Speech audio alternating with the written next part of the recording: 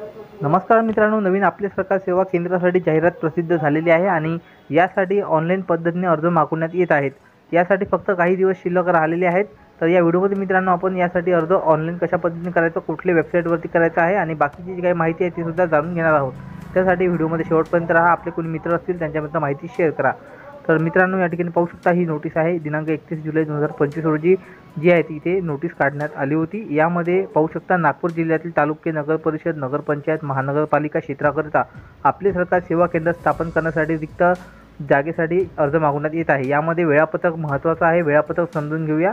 1 August 2025 रोजी 10 वाजता जाहिरात प्रसिद्ध। त्यानंतर ऑनलाईन अर्ज स्वीकारण्याची तारीख व वेळ 2 ऑगस्ट 2025 पासून फॉर्म सुरू झालेले आहेत 10 वाजतापासून।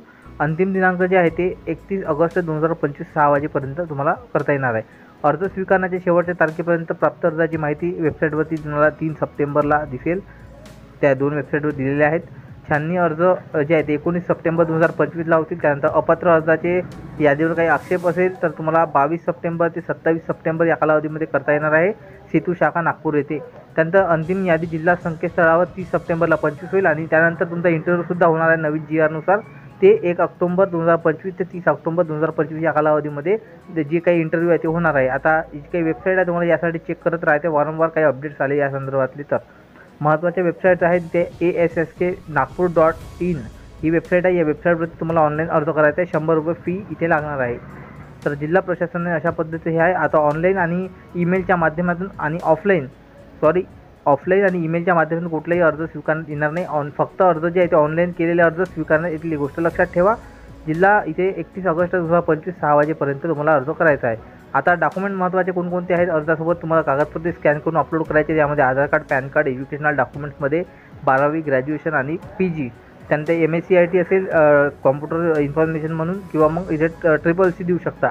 त्यानंतर आपले सरकार भौगोलिक क्षेत्रात तुम्ही ज्या ठिकाणी सेवा केंद्र सुरू करणार तिथलं तुम्हाला ओनरशिप डॉक्युमेंट द्यावं लागेल।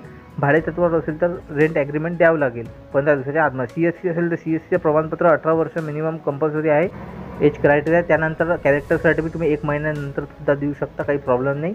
त्यानंतर सामाजिक क्षेत्रामध्ये काही तुम्ही उपक्रम घेतले असेल, जसं ई-श्रम कार्ड असेल, किंवा मग जर एखादं EKYC असेल, PM किसानची कुठे गावामध्ये जाऊन कॅम्प घेतले असेल, फोटो वगैरे त्याचे असेल तर ते सुद्धा तुम्ही एक्स्ट्रामध्ये देऊ शकता। त्याचीसुद्धा तुम्हाला विचार केला जाईल। आणि अर्जासोबत दिलेल्या सेतू समितीच्या खात्याच्या लिंकवर अर्जाचे पेमेंट जे आहे 100 रुपये करायचे आहेत। अटी शर्तीमध्ये जी काही अटी शर्ती आहेत आपण या अगोदरसुद्धा भरपूर पाहिलेल्या आहेत, जसे की भाषेचे ज्ञान वगैरे असेल। त्यानंतर स्वतःचे तुम्हाला तुमच्याकडे एक संगणक, एक स्कॅनर, एक प्रिंटर, इंटरनेट तुमच्याकडे उपलब्ध असणं गरजेचं आहे। त्यानंतर गव्हर्नमेंटचे तुम्हाला रूल फॉलो करावे लागतील। त्यानंतर मार्गदर्शक सूचनांनुसार तुम्हाला चालवावं लागेल। अर्जदार फक्त एकाच आपल्या सरकार सेवा केंद्रासाठी अर्ज करू शकतो। महत्त्वाच्या काही अटी शर्ती आहेत ते आपण या ठिकाणी पाहूया। सविस्तर माहितीसाठी तुम्हाला PDF मिळेल। ग्रुपवरती आपल्या ग्रुप जॉईन करा, तिथे तुम्हाला सविस्तर माहिती तुम्हाला पाहता येणार। त्यानंतर यापूर्वीच तुमच्याकडे आपले सरकार सेवा केंद्र असेल, तुम्ही अर्ज केले आढळले, तुम्हाला इथे अर्ज तुमचा विचार केला जाणार नाही अर्जाचा। तर अशा पद्धतीचे काही या ठिकाणी अटी शर्ती आहेत, तुम्ही इथे पाहू शकता, महत्त्वाच्या आहेत। आता महत्त्वाचं म्हणजे 2 जून 2025च्या GR जी काही मार्किंग आहे ती करण्यात येणार आहे नवीन। जर एखाद्या ठिकाणी एकापेक्षा जास्त अर्ज आले असतात त्या ठिकाणी प्राधान्यक्रम कशा पद्धतीचा असणार आहे, तर जे काही GR आहे 2 जून 2025 रोजी, तर त्यानुसार तुमचं जे काही प्राधान्यक्रम असणार आहे। तर अशा पद्धतीचे काही अटी शर्ती आहेत हे तुम्ही इथे वाचून घेऊ शकता। आता जे काही गुणानुक्रम आहे 100 गुण असतील।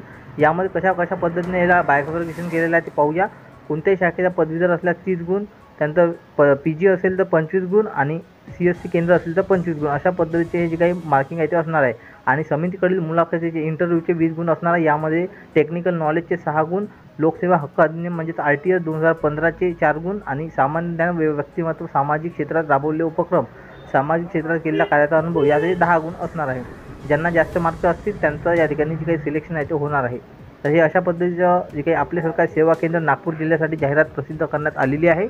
जे कोणी या परिसरामधून असतील आणि जे कोणी इच्छुक असतील, ज्यांच्याकडे CSC सेंटर असेल तर त्यांच्यापर्यंत तुम्ही ही माहिती जास्तीत जास्त शेअर करा आणि अशाच महत्त्वपूर्ण माहिती, नवीन अपडेट जाणून घेण्यासाठी आज आमच्या चॅनलला सबस्क्राईब करा।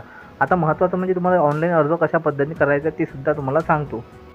ऑनलाईन अर्ज करण्यासाठी मित्रांनो तुम्हाला ASSKnagpur.in याच वेबसाईटवरती अर्ज करायचा आहे। इतर कुठल्याही फसव्या लिंकवरती तुम्हाला अर्ज करायचा नाही, गोष्ट लक्षात ठेवा, कारण की भरपूर मोठ्या प्रमाणात सध्या फसवणूक होत आहे।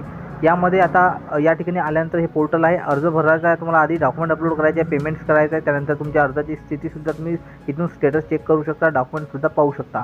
100 रुपयाचं पेमेंट करायचं आणि काही अडचणी असतील टेक्निकल तर व्हॉट्सअप नंबरसुद्धा उपलब्ध देण्यात आलेला आहे.